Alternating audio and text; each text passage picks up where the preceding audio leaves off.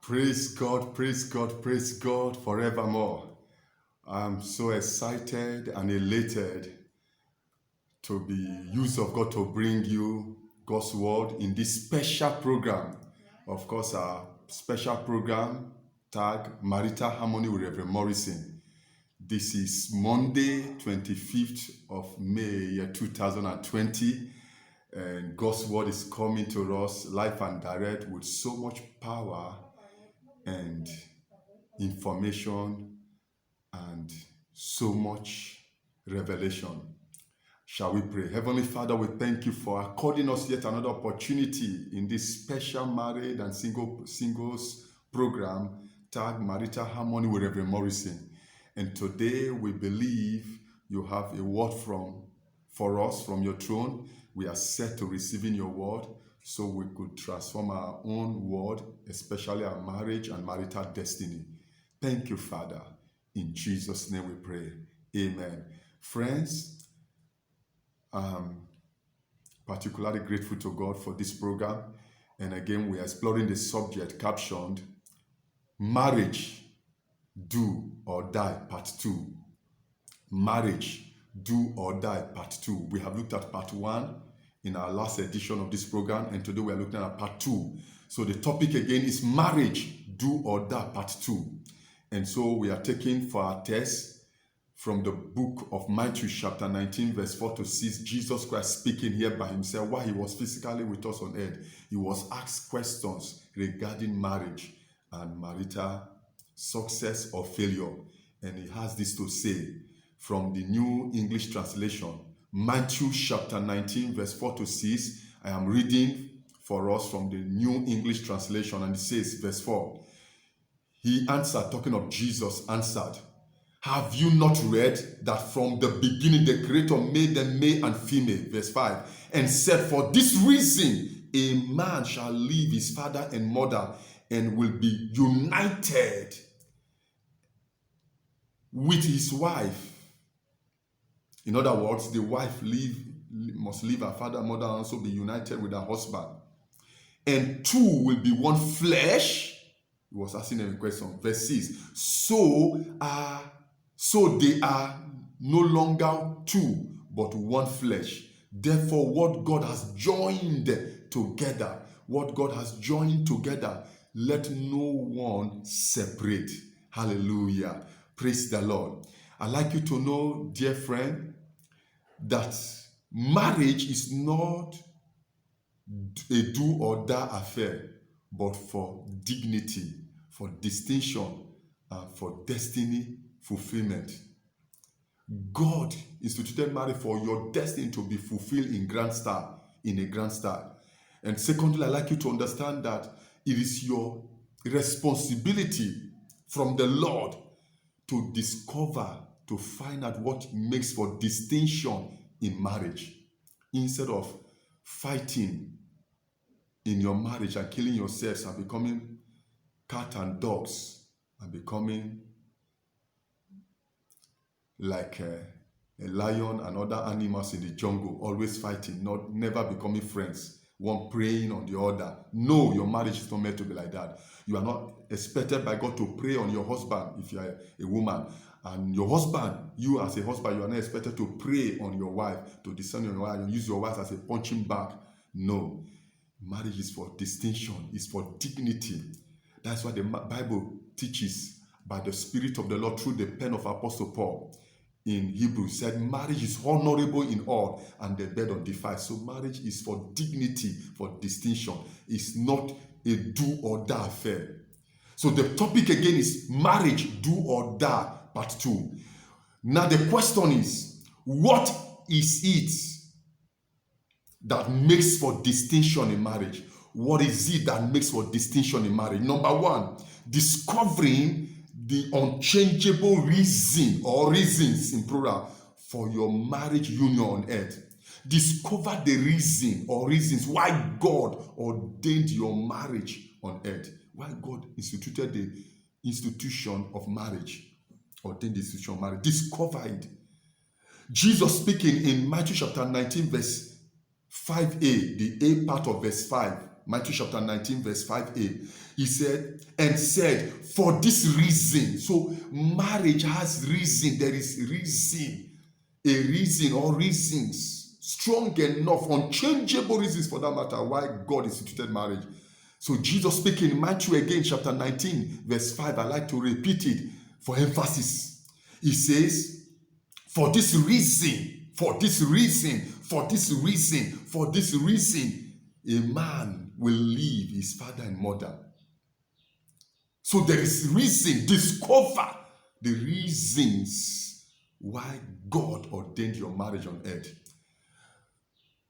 You are not supposed to be married and divorced. You're not supposed to be married and separated. You're not supposed to be married and then you make a shipwreck of your marriage. Married today and tomorrow divorce. Married the other day and the next day divorce. No, your marriage is not supposed to be ups and downs. It's supposed to be up and up and up until you and your spouse and your lovely children end it up at the bosom of Jesus Christ, up in the heavens. Hallelujah.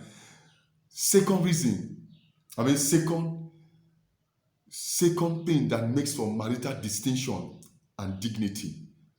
What is it that will make your marriage a place of distinction, a home of distinction and dignity instead of do or die? Number 2, it is cultivating a strong willingness to leave your father and your mother for the distinction and dignity God has ordained for your marriage. I am yet to see any man who failed to leave his father and mother and be united with his wife enjoy distinction and dignity in marriage. I am yet to see any woman who failed and disobeyed the outright command and injunction of God to live in her father and her mother and be united with her husband. I am yet to see a woman like that distinguished and successful and dignified in marriage. So for your marriage to be distinguished, to be a place of distinction, dignity, and destiny fulfillment, you must of necessity, mark that word of necessity, leave your father and your mother, whoever you are, whether you are the man or you are the woman. The law that applies to the man, the word of God that says the man must leave his father and mother, the same applies to you, the woman. You must also leave. If there's no leaving, there's no cleaving. If you don't depart from your father and your mother, so to speak, you cannot be distinguished in marriage and your marriage cannot be dignified. So the second thing you must do in order for your marriage not to be do or die affair, leave your father and your mother and be united with your spouse, and then you will enjoy dignity, distinction, and destiny fulfillment all your lifetime as a married man and as a married woman alongside your spouse in the name of Jesus Christ. Dear friend, look at what Jesus said concerning this point number 2, that you must cultivate the strong willingness. It takes strong willingness and you must cultivate it. It doesn't come like that. You have to carefully and decisively cultivate that strong willingness, the willpower to leave your father and mother, however rich and highly placed they are. You have to live to be able to found your own family, your own immediate family, your own nuclear family. You need to found your own. They left their own parents. That your own parents left their own parents. That's why they were able to found their own. And you have to also leave them to be able to find your own. Not every now and then you run to them to take counsel for them. And sometimes the counsel is not in line with the will of God. Most parents will always side their children against their spouse, except the godly one who are born again to the core, who are dead to themselves, dead to the flesh, and their life in the spirit, that will give counsel and tell their children if they are wrong, that you are wrong, child, you are wrong, my daughter, you are wrong, my son, your spouse, your husband is right, your wife is right, go and apologize. Only few parents will do that. So stay put, leave them.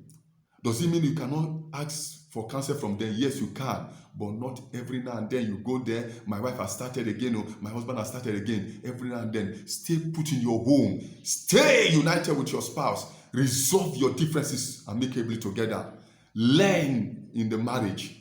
In the secular world, we have what we call learning on the job. So spiritually, permit me to say learning in the marriage front. Learn how to stay together. Learn how to reason together. Learn how to settle your differences. Learn how to talk things over and then get along together.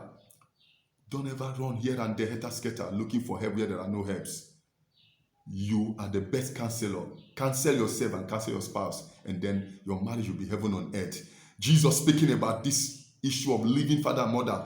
Matthew chapter 19 verse 5b, the B part of verse 19. He says, a man will leave his father and mother and will be united with his wife, and two of them will become one flesh. One flesh. Child of God, I do not intend to preach an everlasting message. Once again, this is Marital Harmony with Reverend Morrison, and we're exploring the subject, marriage, do or die, part 2. And we have looked at the word of God. I'd like us to pray. In case you have not made Jesus the Lord of your life, there's no way your marriage will be a place of distinction and dignity and a place of destiny fulfillment as God meant it. Rather, your marriage will be do or die, to be a place of ups and downs and fighting and quarreling and animosity and all nonsense. But when the moment you make Jesus the Lord of your life, then you are qualified. Then you are on your highway, expressway to making your marriage heaven on earth. Therefore, if you have not received Jesus as your Lord and Savior, I'd like you to bow your head with me as we pray. Pray this prayer loud and clear with me. Say with me, dear Heavenly Father, I confess all my sins and I repent of them all. I receive Jesus Christ into my heart and into my life as my Lord and Savior. My sins are forgiven me right now, and I receive forgiveness for all my sins. I am born again. My name is written in the book of life up there in the heavens. Thank you, Father, for saving me and for giving me the gift of eternal life. In Jesus' mighty name. Amen. Congratulations, you are born again, and then your marriage will no longer be do or die, but distinction and dignity, and of course, destiny fulfillment in the name of Jesus Christ. You will fulfill destiny in marriage. You will make it along with your spouse and children to the bosom of Jesus Christ up there in the heaven of heavens in the name of Jesus Christ. Together we'll meet there. I will congratulate you. You will congratulate me, because we are not laboring and serving God in vain. God is not unrighteous to forget our labor of love. He's going to ensure that we are saved. He will help us where we need help, and we'll be saved, except we decide not to be saved, and except we decide to be wayward and backslide. But as much as you delight in the Lord also delights in you. You will make it. I'd like us to pray a few prayer points. Prayer point number 1, say with me, Father God, in the name of Jesus Christ, assist me, O God, to discover the unchangeable reason and reasons for my marriage union on earth. Amen. I pray for you, because you pray this prayer, God is helping you all the way to discover the unchangeable eternal reason and reasons why He ordained your marriage on earth for distinction, dignity, and destiny fulfillment in the name of Jesus Christ. Finally, prayer point number 2, say with me, my Father and my God, in the name of Jesus Christ, empower me, O God, to cultivate a strong willingness.